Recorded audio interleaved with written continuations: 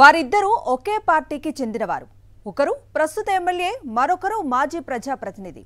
ఇద్దరూ కలిసి పనిచేయాలని ఎన్నికల సమయంలో అగ్రిమెంట్ కుదిరింది. ఆ తర్వాత షరామామూలే. ఒకరిపై మరొకరు కత్తులు దూసుకుంటున్నారని వారి అనుచరులు బహిరంగంగానే మాట్లాడుకుంటున్నారు. సంక్షేమ అభివృద్ధి పథకాలు అందక, హామీలు నెరవేరక ప్రజలు అల్లాడుతుంటే అధికార పార్టీ నేతలు మాత్రం ఆధిపత్యం కోసం, సంపాదనల్లో వాటా కోసం నిత్యం కొట్లాడుకోవటం చర్చనీయాంశంగా మారింది. ఇక్కడ కనిపిస్తున్న ఈ ఇద్దరు తెలుగుదేశం పార్టీ నేతల పేర్లు దగ్గుపాటి వెంకటేశ్వర ప్రసాద్, వైకుంఠం ప్రభాకర్ చౌదరి. దగ్గుపాటి ప్రసాద్ ప్రస్తుతం అనంతపురం అర్బన్ నియోజకవర్గ టీడీపీ ఎమ్మెల్యే. ఈయన పెద్దగా పరిచయం అవసరం లేని నేత. మాజీ ఎమ్మెల్యే వైకుంఠం ప్రభాకర్ చౌదరి సుదీర్ఘ కాలంగా రాజకీయాల్లో ఉన్నారు కాబట్టి అందరూ ఈయన్ను గుర్తుపడతారు. అనంతపురం అర్బన్ నియోజకవర్గ కేంద్రంగా రాజకీయాలు చేస్తున్న వైకుంఠం ప్రభాకర్ చౌదరి 2014-19 మధ్య ఎమ్మెల్యేగా పనిచేశారు. అంతకుముందు మున్సిపల్ చైర్మన్ గాను పనిచేశారు. రాప్తాడు ఎంపీపీగా పనిచేసిన దగ్గుపాటి ప్రసాద్కు గత ఎన్నికల్లో అనంతపురం అర్బన్ సీటును కేటాయించారు చంద్రబాబు నాయుడు. బాబు తీసుకున్న ఈ నిర్ణయం ప్రభాకర్ చౌదరికి షాక్ ఇచ్చింది. తనను కాదని పక్క నియోజకవర్గానికి చెందిన నేతకు టికెట్టు ఇవ్వడం ఏంటి అని ఆయన మండిపడ్డారు. ఆగ్రహంతో రగిలిపోయారు. అయినా చేసేదేమీ లేదు. తనలోని తీవ్ర అసంతృప్తిని బయటపడనీయకుండా ఎన్నికల సమయంలో ఎలాగోలా నెట్టుకొచ్చారు.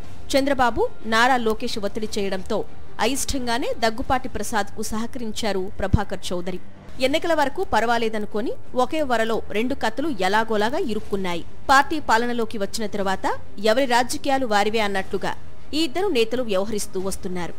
టీడీపీ కూటమి అధికారంలోకి వచ్చి 7 మాసాలు అవుతున్నా అనంతపురం అర్బన్ నియోజకవర్గంలో మాత్రం టీడీపీ నేతల గ్రూపు రాజకీయాలు తగ్గటం లేదు. మొదటిసారి ఎమ్మెల్యేగా గెలిచిన దగ్గుపాటి ప్రసాద్ ప్రజా సమస్యలను పక్కన పెట్టి అక్రమ సంపాదనపై దృష్టి పెట్టారన్న ఆరోపణలు సర్వత్రా వినిపిస్తున్నాయి. అనంతపురం నగరంలో నియమ నిబంధనల్ని పాటించకుండా నిర్మితమైన కట్టడాలపై ఎమ్మెల్యే దగ్గుపాటి మనుషులు కన్నేశారట. క్రమబద్ధీకరణ చేయిస్తామని చెబుతూ వాటి భవన యజమానుల నుంచి ఎమ్మెల్యే వర్గీయులు భారీ స్థాయిలో డబ్బులు వసూలు చేస్తున్నట్లు ఆరోపణలు వెల్లువెత్తుతున్నాయి. ఏపీ ప్రభుత్వం మద్యం పాలసీ కారణంగా రాష్ట్రంలో మద్యం ఏరులై పారుతోంది. జగన్ పాలనలో ఇంటింటికి పథకాలు అందిస్తే చంద్రబాబు పాలనలో ఇంటింటికి మద్యం సరఫరా అవుతోంది.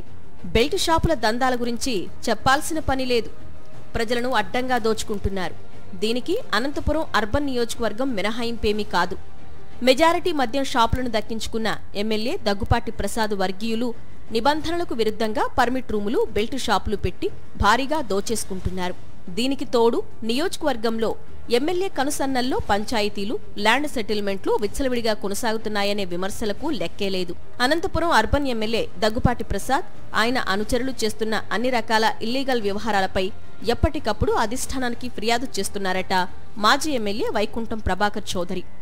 ఏడాది క్రితం వరకు ప్రశాంతంగా ఉన్న అనంతపురం అర్బన్ నియోజకవర్గాన్ని ఎమ్మెల్యే అనుచరులు అతలాకుతలం చేస్తున్నారని సాక్ష్యాలతో సహా చంద్రబాబు దగ్గరకు తీసుకుపోయినట్టు సమాచారం. ఎమ్మెల్యే ప్రసాద్ జనం సమస్యలు పక్కన పెట్టి అక్రమ సంపాదనకి అత్యధిక ప్రాధాన్యత ఇస్తున్నారని, ప్రభుత్వ అధికారులను కూడా ఇష్టానుసారం బెదిరిస్తున్నారని చంద్రబాబు, నారా లోకేష్లకు మాజీ ఎమ్మెల్యే ప్రభాకర్ చౌదరి, ఆయన వర్గీయులు ఫిర్యాదు చేసినట్లు నియోజకవర్గంలో చెప్పుకుంటున్నారు. ఈ పరిణామాల గురించి తెలుసుకున్న ఎమ్మెల్యే దగ్గుపాటి ప్రసాద్ తన వైపు నుంచి సంజాయిషీ తయారు చేసుకుని అధిష్టానం దగ్గర వినిపించినట్టు చెప్తున్నారు. మాజీ ఎమ్మెల్యే ప్రభాకర్ చౌదరి, ఆయన వర్గీయులు కావాలనే బురద చల్లుతున్నారని, ఎమ్మెల్యే ఎదురుదాడి మొదలు పెట్టారని తెలుగుదేశం నేతలు చెప్పుకుంటున్నారు. ప్రభాకర్ చౌదరి ఇచ్చే ఫిర్యాదులన్నీ రాజకీయ దురుద్దేశంతో కూడుకున్నవని, వాటిని సీరియస్ గా తీసుకోవద్దని అధిష్టాన పెద్దలకు ఎమ్మెల్యే దగ్గుపాటి ప్రసాద్ వివరణ ఇచ్చినట్లు టీడీపీలో చర్చ జరుగుతోంది. ప్రజా సంక్షేమాన్ని మర్చిపోయిన అధికార టీడీపీ నేతలు ఆధిపత్యం కోసం పాకులాడడంపై రాష్ట్ర వ్యాప్తంగా రాజకీయ వర్గాల్లో తీవ్రస్థాయిలో చర్చ జరుగుతోంది.